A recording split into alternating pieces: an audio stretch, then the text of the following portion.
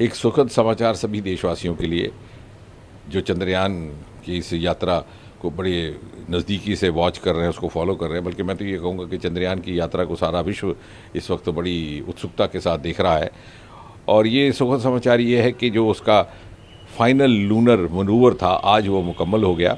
About 143 by 153 और by 163 kilometre orbit चंद्रमा के इर्द गिर्द चंद्रयान 3 पहुंच चुका है। अब अगला उसका माइलस्टोन या महत्वपूर्ण जो उसका पड़ाव रहेगा वो रहेगा कि जो लैंडर मॉड्यूल प्रपल्शन मॉड्यूल से बाहर निकलेगा।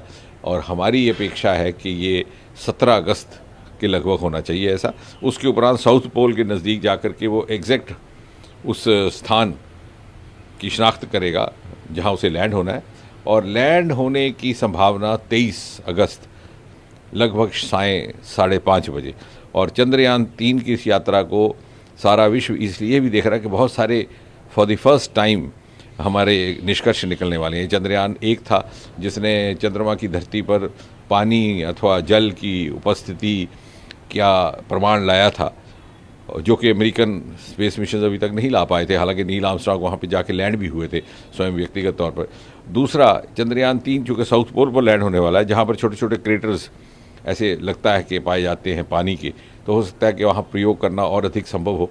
तो पानी का अस्तित्व, ऑक्सीजन का अस्तित्व और साथ ही साथ उसके साथ हाइड्रोजन का अस्तित्व, ये कहीं ना कहीं मानव जीवन की संभावना के साथ जुड़ता है, प्रत्यक्ष अथवा अप्रत्यक्ष रूप से।